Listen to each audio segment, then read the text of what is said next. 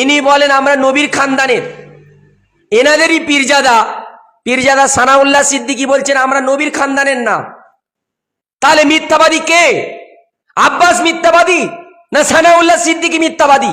যে আপনি বলেছেন অনেক যুবক যুবতী নবীজির আপনার হাত ধরে নবীজির সাক্ষাৎ পেয়েছেন, আপনি কতবার নবীজির সাক্ষাৎ পেয়েছেন এটা আগে বলুন। সিদ্দিকী বলেছেন আমার হাত ধরে অনেক যুবক যুবতী নবীজির সাক্ষাৎ পেয়েছে, এটা নিয়ে কি বলবেন হুজুর? দেখুন, সর্বপ্রথম আমি একটা কথা বলতে চাই, এই আব্বাস সিদ্দিকী ইনি নিজেকে কি মনে করেন? বিরাট বড় আল্লাহর ওলি, বিরাট বড় গস কুতুব নাকি? কি মনে করেন তিনি নিজেকে? তিনি কি মনে করেন? আমি আপনাদের ক্যামেরার সামনে দায়িত্ব নিয়ে বলছি, ওনাকে জিজ্ঞাসা করুন যে আপনি আপনারা প্রত্যেকেই বক্তব্যটা শুনলেন। একজন জাহেল, একজন বক্তা হিসাবে মানুষের কাছে মুখ তুলে এখন কথা বলছে। এর নাম হলো আশিকুর রহমান সাহেব। আমার এই ভিডিওটা যদি আশিকুর রহমান সাহেবের কাছে যদি যায়, অবশ্যই আমি তাকে চ্যালেঞ্জ ছুড়ব যে তুমি যে আলেম দাবি করো, তুমি যে আলেম মানে কি বলে দাবি করো, তার আলেম বলে যে দাবি হচ্ছে তার প্রমাণ তোমাকে দিতে হবে। আলেম কাকে বলে? তোমাকে সত্যি কি আলেম বলা যাবে? তার প্রমাণ তোমাকে দিতে হবে। কারণ আমরা যতটুকু জানি হাদিস কোরআন অনুযায়ী আলেম হতে গেলে আলেমের দুটো ইলম অর্জন করা দরকার। একটা হচ্ছে ইলমে শরিয়াত, ইলমে মারিফত। আর ওই দুটো ইলম যে আছে ওই ব্যক্তি হলো আলেম। আল্লাহ রসুল বলেছে যে আমার পরে আর কোনো নবী আসবে না, কিন্তু ওলামাগণ হবেন নবীর ওয়ারিস। তাহলে আশিকুর রহমান সাহেব, আপনি কি নবীর ওয়ারিস হতে পেরেছেন? আপনি কি হাক্কানি আলেম হতে পেরেছেন? আপনি বলবেন একটু দয়া করে। আর যদি হাক্কানি আলেম যদি হন, তাহলে অবশ্যই আপনাকে মানে কি বলা হবে যে আপনার হাতে হাত দিব, আপনার মানে কি যে নবীর সঙ্গে নবীর হাতে হাত দেওয়া হবে, এই প্রমাণ আপনাকে দিতে হবে। কারণ আপনি একটা আলেম দাবি করছেন। তো এখানে আমি আশিকুর রহমান সাহেবকে বলবো যে আপনি যে পীরজাদা আব্বাস সিদ্দিকী ভাইজানের নামে যে সমস্ত কথাগুলো তুলে ধরছেন, আমি আপনাকে বলবো যে গীবত করা কোন হাদিসে জায়েজ আছে, গীবত করা কোন কোরআন শরীফে আয়াত দ্বারা জায়েজ আছে, আপনাকে দলিল দিতে হবে। আশিকুর রহমান সাহেবকে আমি বলতে চাই, আপনি সিদ্দিকুল্লাহ সাহেবের মানে কি যে দিক হয়ে আপনি বক্তব্য দিচ্ছেন। তো আপনাকে বলবো যে আপনি যে আব্বাস সিদ্দিকী ভাইজানের নামে যে কথাগুলো বলছেন, এইগুলো আপনি অবলম্বন মানে কি বন্ধ করুন। কারণ এই আপনার এই বক্তব্য মানে আমি চাই না যে কোনো মুসলমানের মধ্যে একটা ফিতনা তৈরি হোক। তাই আপনি যেটা করতে চাইছেন, এই নিজেকে ভাইরাল হওয়ার জন্য আপনি কথাগুলো তুলে ধরছেন, কিন্তু আপনি আপনার নিজের গুরুর কথা আপনি মানেন না। কারণ আজ আমি যেটা বলতে চাই, আশিকুর রহমান সাহেবের মানে বাপ হচ্ছে আশরাফ আলী থানভী, কাশেম নানুতুবি, রশিদ আহমদ গাঙ্গুহি, যারা বড় বড় মানে আকাবির রয়েছে, সেটা আশিকুর রহমানের বাপ হয়।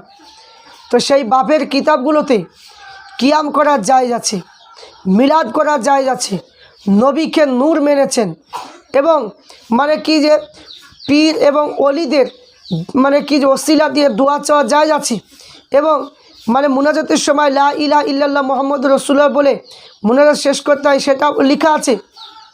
এবং নবীকে হায়াতুন নবী মেনেছেন, নবীর ছায়া ছিল না বলেছেন। এই সমস্ত মানে কি আশিকুর রহমানের বাপের কিতাবে লেখা আছে। কিন্তু আশিকুর রহমান তার বাপকে মানে না, তার বাপকে মানে না। সে আবার কি যে পীরজাদা আব্বাস সিদ্দিকী ভাইজানের ভুল ধরছে। আশরাফ আলী থানভী এবং রশিদ আহমদ গাঙ্গুহি, এদের কিতাবে বায়াত হওয়ার কথা, বায়াত হওয়া জায়েজ আছে। বায়াতের মানে কি যে সবক বা তরিকা, মানে যে সমস্ত বায়াতের পদ্ধতিগুলো তাদের কিতাবও রয়েছে বায়াত সম্পর্কে। তাই কিন্তু এরা সে বায়াতগুলো মানে না। তাই আশিকুর রহমান সাহেব, তাই আপনি আপনার বাপকে মানেন না, আপনি অন্য জনার আপনি গীবত করছেন, অন্য জনার কথা আপনি বিরুদ্ধে বলছেন। তাই আপনি তো কোনো দিন তো মানে কি পীর হতে তো পারেননি, আপনি তো হাক্কানি আলেমও হতে পারেননি। আপনি তো একটা মানে কি অন্ধ ব্যক্তি, আপনার কোনো দাম নেই, 4 আনা দাম নেই আপনার। তাহলে 4 আনা দাম নেই, এই জন্য আপনি মানে কি ভাবছেন যে আমাকে মানুষ চিনে না, জানে না, তাহলে একটু আব্বাস সিদ্দিকী ভাইজানের বিরুদ্ধে বললে হয়তো আমাকে সবাই চিনবে।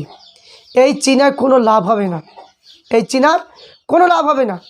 আব্বাস সিদ্দিকী ভাইজান যে কথাটা বলেছিলেন যে অটোমেটিক অনেকে মানে কি যে নবীর দিদার পেয়েছে, কথাটা বলেছে, এতে আপনার মানে খুবই মানে কি লেগেছে, তাই না?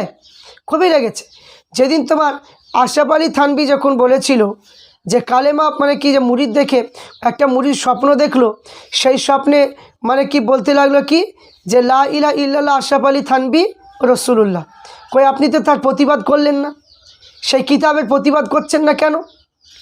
তাহলে আপনার বেলায় মানে কি ঠিক আছে আর আব্বাস সিদ্দিকী ভাইজানের বেলায় ভুল আছে। তা আমি বলবো যে নিজের চখায় নিজের তেল দিন, পরের চখায় তেল দিতে যাবেন না।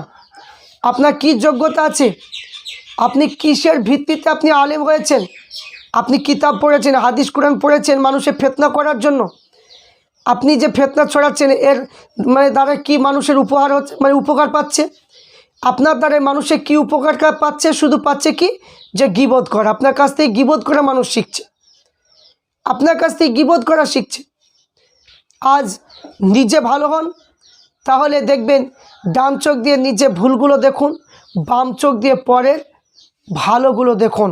এটা আপনার জন্য মানে কি যথেষ্ট হবে। আপনাকে আলেম বলতে ঘৃণা লাগছে, আপনি আলেম তো নন। আপনি হতে পারেন, আপনি হাফেজ হতে পারেন, কি মৌলানা হতে পারেন, কি মুফতি হতে পারেন, কি ডিগ্রি অর্জন করেছেন, কিন্তু হাক্কানি আলেম নন। আপনাকে কখনো আলেম বলা চলবে না। তাহলে আপনার সেই যোগ্যতা নাই, নবী দেখার যোগ্যতা আপনার নেই, বায়াত করার আপনার যোগ্যতা নেই, আপনার কোনো যোগ্যতা আপনার মধ্যে নেই। তাই এখানে বলবো অযথা মানে খালি কলসি বাজিয়ে কোনো লাভ হবে না, মানুষ কেউ আপনার কথা শুনবে না, এটা মাথায় রাখতে হবে। তো এখানে ভাইজান তিনি মানে নবীর সঙ্গে দিদার করেছে কি না এটা আপনি প্রশ্ন করলেন, তা আপনাকে বলতে যাবে কেন দিদার পেয়েছে কি পাইনি? ভাইজান যেটা বলেছে ঠিক বলেছে, সঠিক বলেছে। আপনি যেমন যে কথাগুলো বলছেন আপনি মনে করছেন যে আমি যেটা বলছি আমি ঠিক বলছি, কিন্তু ভাইজান যেটা বলেছে তিনিও ঠিক বলেছেন, বুঝতে পারলেন? তো আশিকুর রহমান সাহেব আপনি বেশি বড় মানে কি ভাব নিতে যাবেন না। আপনি বড় অত আল্লাহর ওলি হতে পারেননি, আপনি তো মূর্খ। আপনার মানে কি যে হাক্কানি আলেম হতে পারেননি মানে তো মূর্খ। আপনি মানে ডিগ্রি অর্জন করে কি করবেন বলুন দেখি, আপনি কি করবেন? তাই এখানে আমি অনুরোধ করে বলবো যে আশিকুর রহমান সাহেব এখন ফিতনার সময়, আপনি এই রকম করে ফিতনা ছড়াবেন না, আপনি মানুষের মধ্যে ভুল বার্তা দেবেন না। কারণ আব্বাস সিদ্দিকী ভাইজান তিনি যেটা করতে চাইছে, আহলে সুন্নাত ওয়াল জামাতের মানুষ তিনাকে ভালোবাসে এবং সমস্ত জাতি ধর্ম বর্ণ নির্বিশেষে প্রত্যেক মানুষ ভালোবাসে। আপনাদের মতো এই রকম মানে কি কয়েকটা চিঠি মানে কি মুনাফিকের মতো মানে কি যে কিছু মানুষ মানে কি আপনার কথা মানে কি শুনে হয়তো অনেকে হয়তো ভুল বুঝবে, কিন্তু এই ভুলগুলো আপনি বোঝাতে যাবেন না, কারণ এটা আপনার দায়িত্ব নন, এটা আপনার দায়িত্ব না। যে আপনার কত ভুল মানে কি কোনটা করে সঠিক এটা আপনার মানে কি বোঝার কোনো ক্ষমতা হয়নি। যেহেতু আপনি গীবত করে এখনও ছাড়তে পারলেন না, তাহলে আপনি মানে কি মানুষকে হেদায়েত করবেন? এর বক্তব্য শোনা একবারে মানে জায়েজ হবে না, কারণ এ গিল্লা গীবত করে। তা গিল্লা গীবত করা, আপনারাই বলবেন গিল্লা গীবত করা হচ্ছে মরা ভাইয়ের গোস্ত খাওয়া। তাহলে আপনি আব্বাস সিদ্দিকী ভাই যদি গিল্লা গীবত করছেন, আপনার মরা ভাইয়ের গোস্ত খাচ্ছেন আশিকুর রহমান সাহেব। তা আপনার এই বক্তব্য আমরা নিন্দা জানাচ্ছি, ধিক্কার জানাচ্ছি। আপনার এই বক্তব্য কোনো কাজ হবে না, আপনি যতই চিল্লান কোনো লাভ হবে না, কোনো লাভ হবে, জিরো হবে, রেজাল্ট জিরো। চুটপুট করে পুঁটি মাছের মতো লাভ হবেন না। যারা মানে মোটা মাছ দেখবেন সমুদ্রতে, মোটা মাছ কিন্তু লাভ হয় না, পুঁটি মাছ বেশি লাভ হয়। তা আপনি সেই পুঁটি মাছের মতো ত্রিপিক করে লাফাচ্ছেন, ওই লাফানো সবাই জেনে গেছে যে আপনি একটা পুঁটি মাছ। তাই এটা কোনো উপকার হবে না, অবিলম্বে এগুলো বন্ধ করুন। আপনার লাইন দিয়ে আপনি ওয়াজ করুন, কেউ কিছু বলবে না, আপনি এরকম করে বক্তব্য দিবেন না।